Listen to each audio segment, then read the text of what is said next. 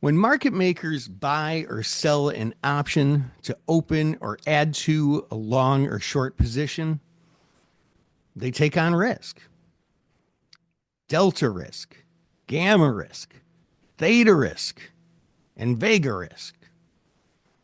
The first thing market makers do as soon as they enter into a trade is they hedge the delta.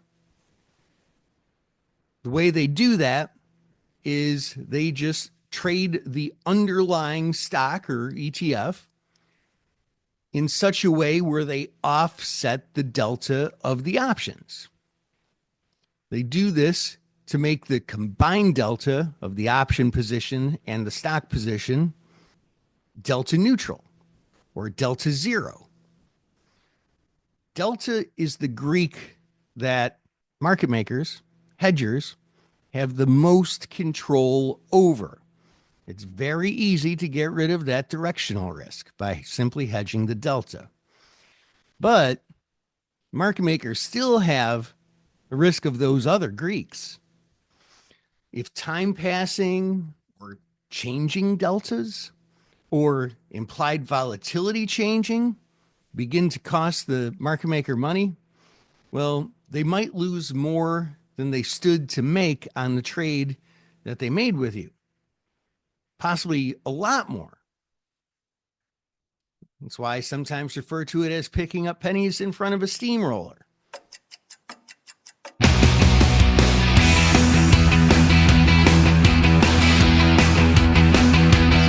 Hello, Wealth Builders.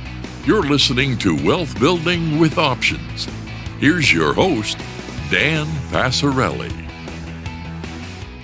Hey, Wealth Building family. Welcome to episode 55, Pro Tips on Middling Markets. But before we jump in today, let's talk about how you can get the most out of the Wealth Building with Options community. First, make sure you're subscribed to the show in your favorite podcast app. If you're already subscribed to the show, you can go even deeper and get more out of what we talk about with a paid subscription. With your paid subscription, you'll get video extra podcast episodes so you can get hands-on video training on things we talk about on the show. Subscriber-only posts where I drill down on a stock event or trading opportunity and share trade ideas. You'll get all my covered call and cash secured put trades that I'm making in my real brokerage account. You'll get access to our monthly online Ask Me Anything webinar, and you'll get our unusual options activity alerts on options income trades and much more. And the best part is your paid subscription helps keep this show on the air. To become a paid subscriber, just go to the Wealth Building with Options Substack page and sign up. The shortcut to that page is wealthbuildingpodcast.com. That's wealthbuildingpodcast.com. And when you're there, just choose your monthly or annual subscription. Or for the best value, become an all-in wealth builder and get everything I mentioned, plus our Friday group coaching, our smart income video class, and get on the wait list for a signed copy of my new book, Build Consistent Wealth with Options, scheduled for release on April 28th of 2026. I love a bargain. Actually, what I really love is the act of bargaining itself. I know a lot of people who dread going to a car dealership, having to haggle on the price of a new car. I, on the other hand, I love it. And don't get me wrong. When I see something valuable, I'm not afraid to spend money on it, even big ticket items. I pretty much look at everything as an investment. Here's what the investment is for it, and here's what I get for that investment. While some things you just can't negotiate on price, with the things you can, I love to haggle. It's the competitiveness in me, I guess. And I'm good at it, which is probably why I like it. If you're not good at it, well, it's really not going to help you that much, is it? And when it comes to option trading, I love the haggle there too. The one thing you compete against the market maker on isn't the trade itself. You can both win or both lose because they use dynamic hedging to trade delta neutral and you don't. The one thing you do compete against the market maker on is execution price. Market makers make their money by buying below theoretical value and selling above it. Buy the bid, sell the offer, or at least close to it. And as we talked about on the last episode, that is we market takers' biggest expense. Slippage. When we sell bids and buy offers, we're giving up precious option premium. We're getting a disadvantage. And the market makers make money wholesaling options to us. That's where the haggling comes in. In option trading, haggling on price is called middling or middling markets. That's because the closer we execute trades to the middle of the bid and the ask, the less we give up in slippage. This is a great skill to have as a wheel investor. And a skill it is indeed. And this episode is all about developing that skill. Market makers are in the business of providing liquidity. That's what they get paid for. That's what you pay them for. That's slippage cost, right? That is you paying for liquidity. You don't think about it that way. You might not realize it, but it is. That's you paying for someone to actually buy that option from you when you go to sell it. When market makers buy or sell an option to open or add to a long or short position, they take on risk. Delta risk, gamma risk, theta risk, and vega risk. The first thing market makers do as soon as they enter into a trade is they hedge the delta. The way they do that is they just trade the underlying stock or ETF in such a way where they offset the delta of the options.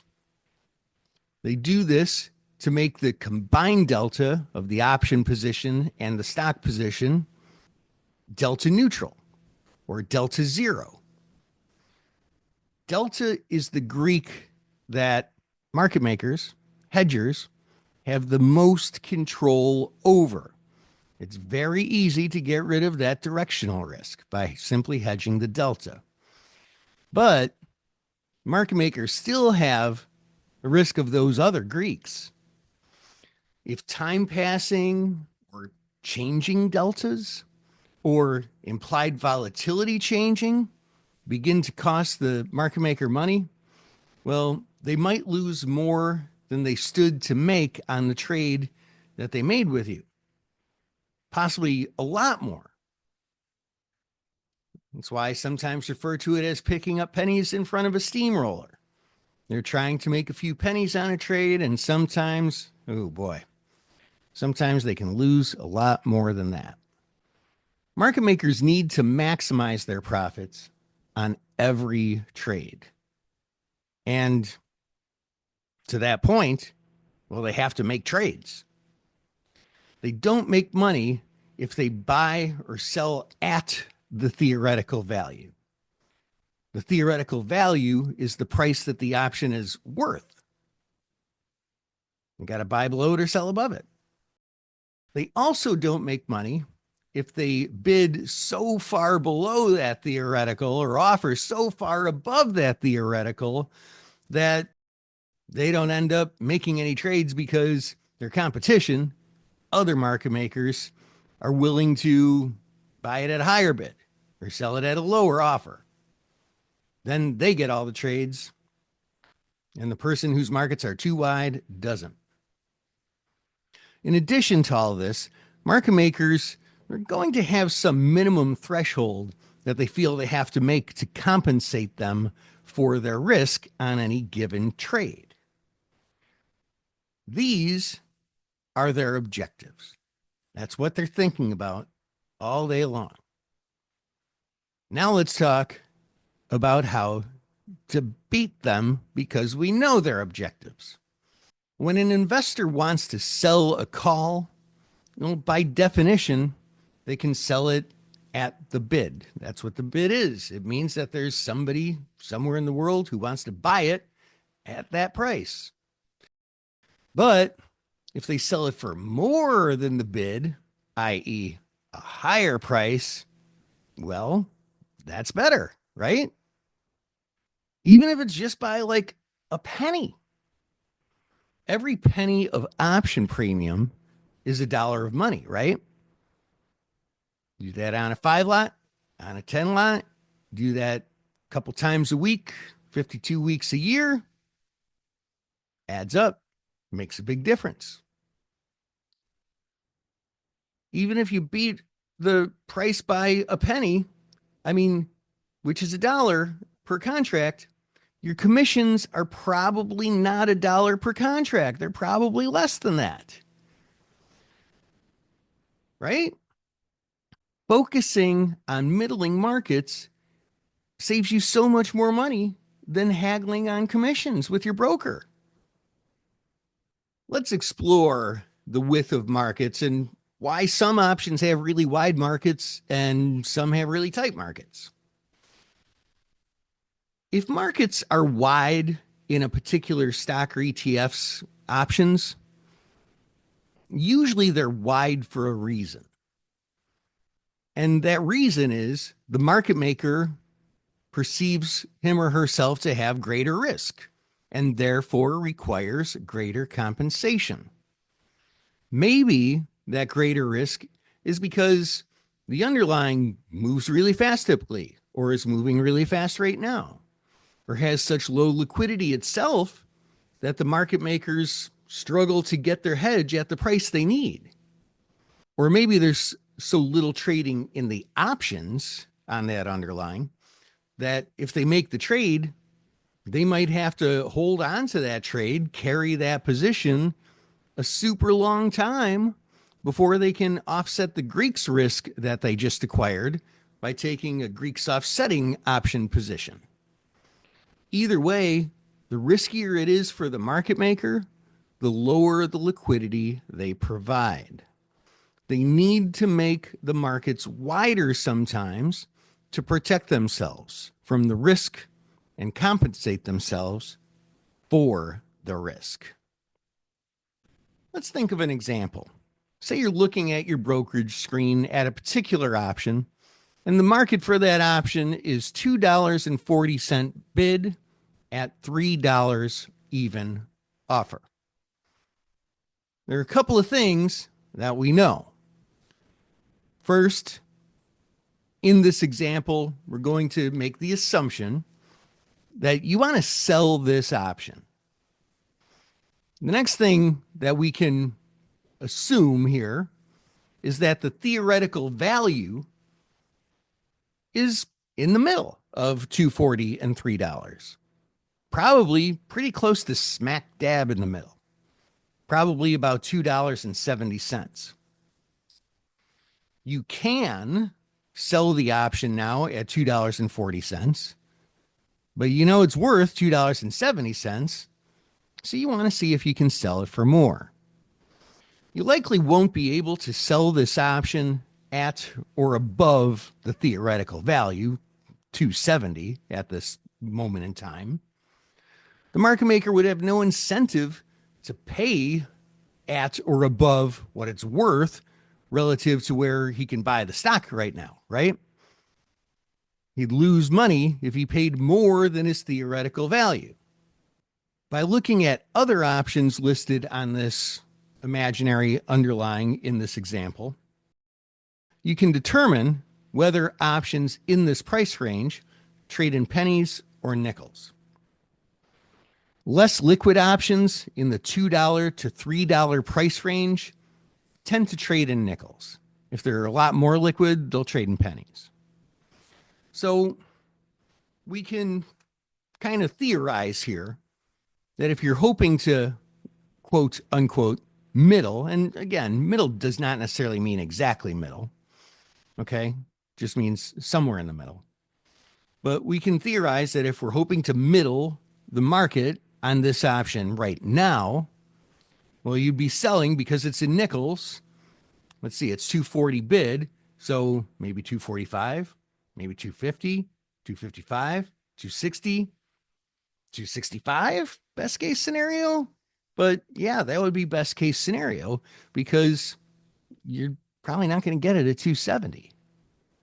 It's got to be somewhere between the bid and the theoretical value, somewhere between 240, above 240, but not below the theoretical value.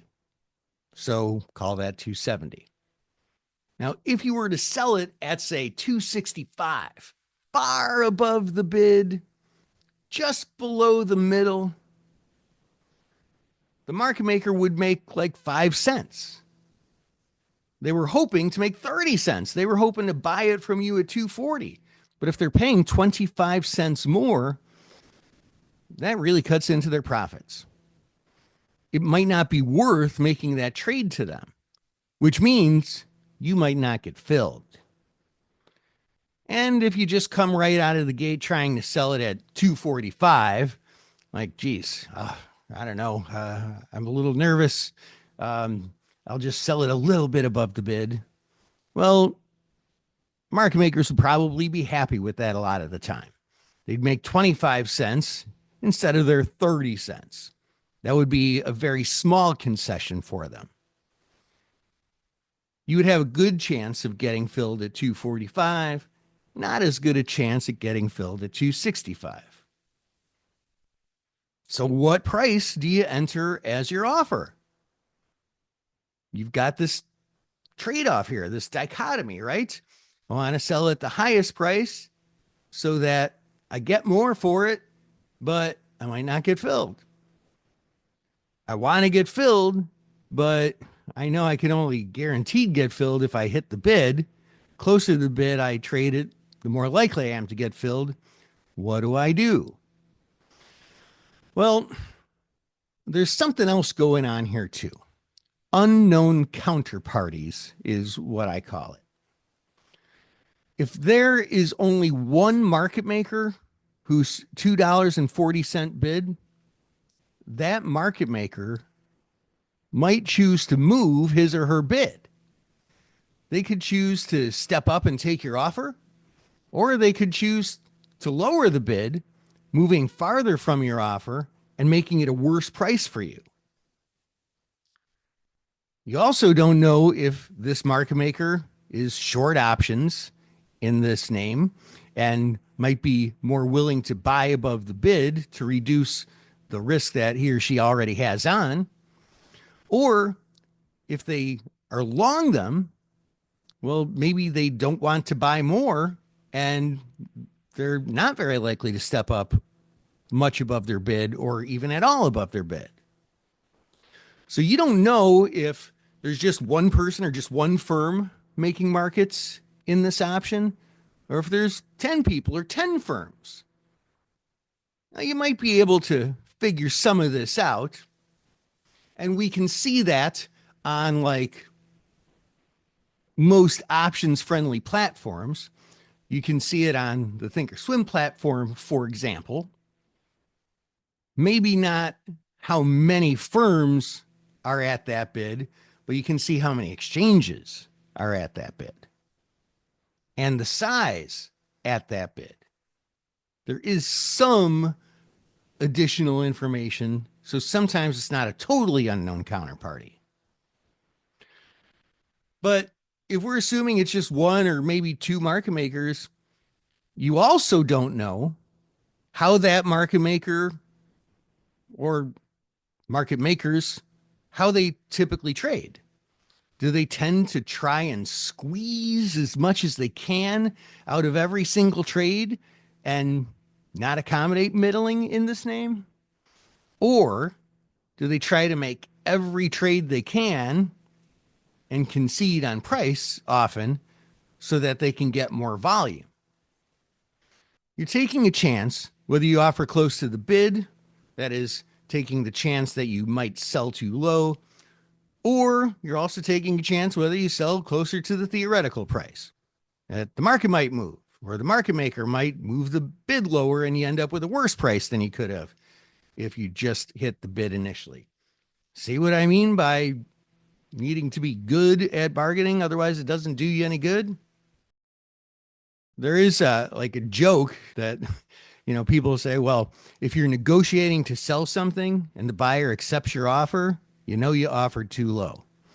And, this can feel like one of those times sometimes.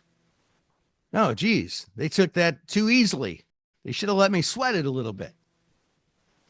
When you trade options on the same stock repeatedly, and if you're trading in cycles with the cycle recycle trade, well, you get to know some of these unknowns a little bit more. You get to know how the liquidity providers handle order flow usually. You get to know what the best way to middle the market for options on this particular stock is, typically. On this one, do I typically just try and get it done so close to the bid? Or is this one where I know I can squeeze it, offer closer to the middle? When in doubt, selling smack dab between the bid and the middle is a pretty good starting point until you have more of a reference point on options on that stock. Sometimes when it comes to middling, investors get too caught up in regret as a result of what I would say is the primacy effect and also price anchoring. The moment we first look at an option, our mind tends to anchor its value to that price. For example, let's say the market for an option is, again, $2.40 bid at $3 offer. Okay, now that's what you first look at. When you're first deciding, hey, I'm going to sell these calls, that's the market you see. Because of that, and this is called the primacy effect, those numbers stick in our brains. Those prices stick in our brains now and going forward. Let's say we offer at $2.50 and the stock moves lower, or the market maker lowers his bid, and now let's say it's 210 bid. Well, what does that mean? Does that mean the option's too cheap now? Is the trade a no-go? And the answer is it's not necessarily the case. As long as the calculations or other analysis suggests that the trade's a good trade, even at 210, well, then the trade is a good trade, even at 210, for you. And yes, it could be a good trade for both you and the market maker. But we don't have to get so hung up on those first prices that we see, and so many people do, and it's just because of how our brain is wired. Option price is a function of many factors, including where the stock happens to be at this exact moment. But if you looked at it like 5 minutes earlier or 5 minutes later, it would have been a different price. There would have been a different bid-ask spread, a different market there. Don't let these heuristics of behavioral psychology affect your perception of value.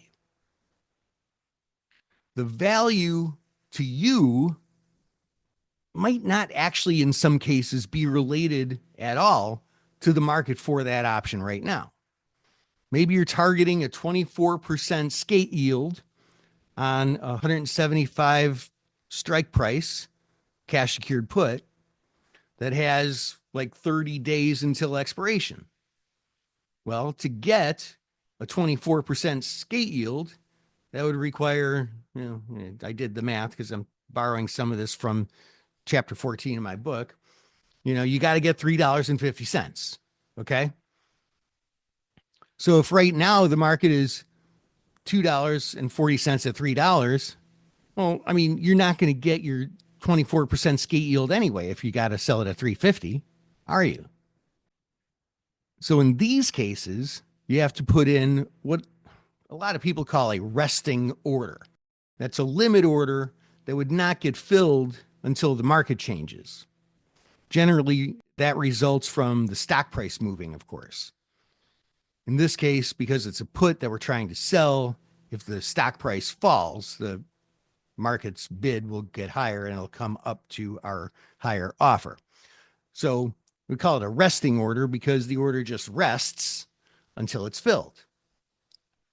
Now, I use resting orders for my wheel trades all the time. I've got a whole bunch right now. And when I say right now, like any given minute you ask me is right now. And in some of these cases, I don't care if when I get filled, I'm selling the bid and not the middle, or not between the bid and the middle. In some of these cases, it doesn't matter to me because I'm looking for a specific skate yield or dividend yield. That's the value to me. And in some cases, that's really all that matters.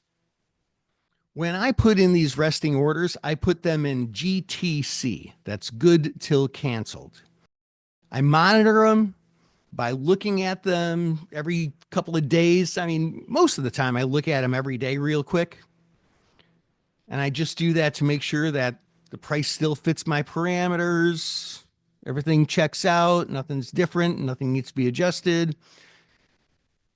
I say I trade these every day, but some days when I'm trading them, I don't actually make a trade. It's just monitoring.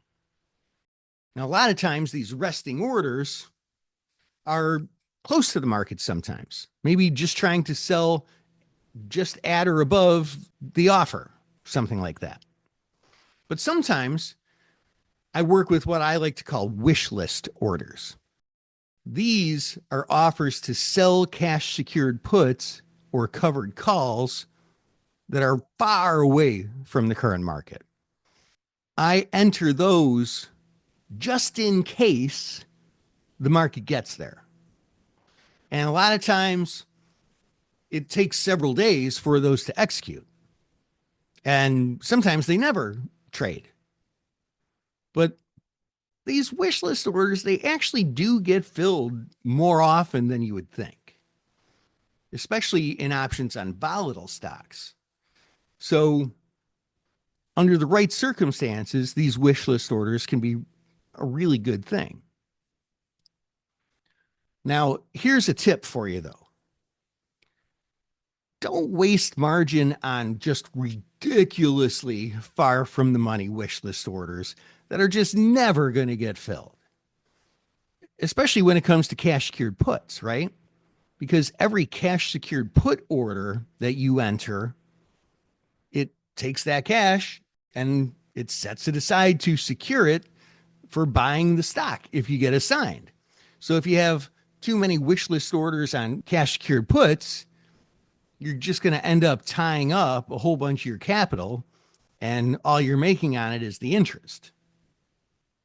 And another thing, this is something that happens sometimes too, when you get in the habit of just putting in a lot of these wish list orders, it is possible to forget that you have them in. And then you're going through your watch list and say, oh yeah, I've been watching this one stock, Madrigal, here for a while. I think I'll put in a cash secured put wish list order. And then 3 days later, oh, I got filled on it. Wait, I got double filled. Wait, I did twice as many as I wanted. Why is that? Oh, because I just put in this order 3 days ago, but I forgot that I put one in 2 weeks ago also. So you don't want to end up in that situation. So it's also, here's kind of another pro tip. It's not a bad idea to go through visually the orders that you have in just to make sure you're not goofing anything up like that. One of the things that I cautioned listeners against in the past is the 10% rule. Only trade options that are very liquid, where the offer is not greater than 10% more than the bid. Sometimes options are really illiquid and the markets are so wide you can drive a truck through, as sometimes you'll hear professional traders say. Those seem like they would be a deal breaker. But in some cases, these highly illiquid options, they don't have to be a deal breaker. If you think about it, you pay slippage twice. When you get into the trade, because these are wheel trades, that means selling them, and when you buy it back to close it. And yes, I often buy them back to close it, but hold that thought. For the most illiquid spreads, where that two-time cost is very high, because you're selling way below theoretical and then later buying above theoretical, well, milling doesn't always help sometimes because remember, like I said before, most of the time when markets are wide, they're wide for a reason. And there are some times, especially in the really wide markets, where the market maker just doesn't budge. You can offer right above their bid and they don't take your offer. And so in these cases, we don't want to get super hung up on the idea of middling. Don't get me wrong. I like to middle anytime I can. I love the bargain. But what matters to us? What matters to us is creating value on the trade, right? As long as I can trade for me a good price that creates a strong trade for me, that's all I care about. And in that case, I'm actually creating liquidity. Now, closing the position is a little bit of a different story. The thing about these highly illiquid options is that a lot of times the dealers, the market makers, they just don't want to trade them at all. Or at least they don't want to open new positions or they don't want to add to existing positions. They're fine closing them, but no, not the other stuff. That can sometimes make it impossible to roll at a price that even remotely makes sense. The market makers might not really even want to sell you those really far out of the monies that are extremely likely to expire worthless. You would think they would, but sometimes they don't. And a lot of times those are the ones that you need to close. But there's a little bit of a kind of backdoor strategy here that you might use to eliminate the slippage altogether on the exit. This is just kind of really, really simple. It's the do nothing plan. Under a lot of circumstances, it actually works great. Instead of feeling trapped in a trade because the offer's so high that you're just not going to make any profit if you close it, just hold the darn thing until expiration. Just plan on letting the option either expire or get assigned. If it expires, then you get the maximum profit. And if it gets assigned, well, then you get the maximum time value benefit on the trade because there's no time value left after you get assigned, right? Which is good. It goes to zero and you were shorted. But if you have the trade objective, meaning that you want to get assigned, then that would mean that getting assigned means, hey, you're in a trade that you wanted to be in and at a price that I was hoping for. But when you have that skate objective, meaning not wanting to get assigned, well, that's fine too. If you skate, keep the premium, just add another cog in the wheel. And if you get assigned, okay, no big deal either. That's fine. Now I have shares, and then Monday morning, I'll just sell calls against them. And, when you have to wait until Monday morning, which is what happens with these illiquid ones when you're forced to take assignment because you give up too much edge getting out of them, waiting till Monday adds more risk. I mean, kind of greater volatility. Well, if I've got to sell a call because I got assigned on a cash secured put, hey, if the stock is higher, great. I'll be able to sell that call at a higher price. And or I might be able to sell a higher strike. So if I get assigned on those calls, I'll scalp the stock too. But if the stock's lower on Monday's open, well, then you might get a lower premium for that same strike, or worse yet, you have to sell a lower strike. But honestly, it's not the end of the world. In addition to this gap risk, which is what they call this, that's the risk of the stock gapping overnight or over the weekend. There's more to think about when using this easy strategy. We have to think of theta and opportunity cost. As an option gets farther out of the money, its value naturally approaches zero because of delta and theta. But its market, its bid-ask spread, might be something like zero bid offered at 10 cents or offered at 20 cents. And it might stay that way even if the stock moves a lot. So that means the offer is skewed higher, again, because market makers probably just don't want to sell it. They don't want to sell these little time bomb options. And the bid can't be less than zero, right? So it's zero bid. They're not going to buy them from you, and they don't want to sell them to you. Let's consider for an example, it's a Thursday before expiration, and a pretty far out of the money option is zero bid and offered at 20 cents. So those are the options prices. It's not the options value. What is the options value? Well, probably pretty close to zero. I mean, there's always a chance of even the farthest out of the money options ending up in the money, but the farther out they are, the less likely that chance is. We can think about this like a market maker and think of the options value as being theoretically worth, let's just say 2 cents.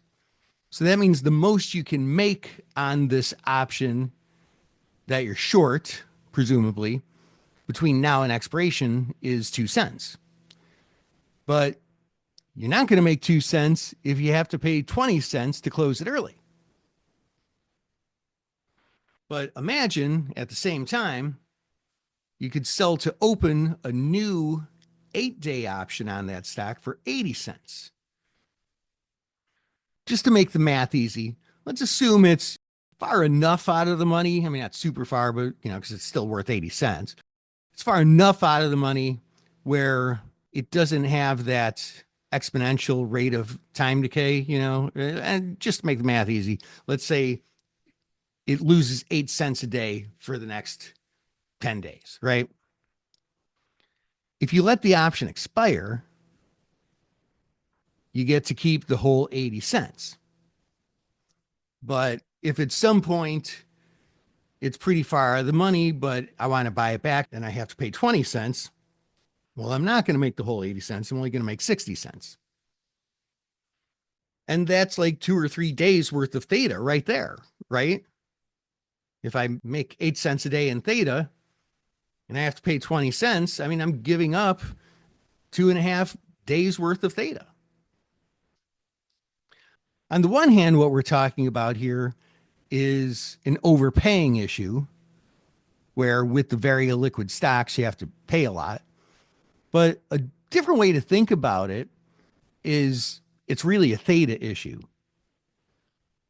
If I keep the option and hold it all the way until expiration, I make that 20 cents in theta by Monday, the Monday after expiration. But if I close it, well, I don't get that theta. Now, as we've talked in the past, normally my guidance on this is the opposite. Normally it is you should close these things before expiration because at some point it's not worth it anymore. But the illiquid options are a different case. And they do have this extra expense. This is an extra cost. Even if you hold it until expiration, you're making a trade-off. You're getting to keep all that extra option premium and not overpay to buy it back, but you're accepting the risk of the stock gapping between Friday's close and Monday morning's open. And that about wraps it up for this show. We're going to continue on this in the future, but for now, that about wraps it up for this show. But before you go, please make sure you're subscribed on your favorite podcast platform, whether that's Spotify, Apple Podcasts, whatever that may be. And if you would be so kind as to leave a comment, I would surely appreciate it. Let me know what you like about the show or what you'd like to hear more of. Until next time, invest excellently.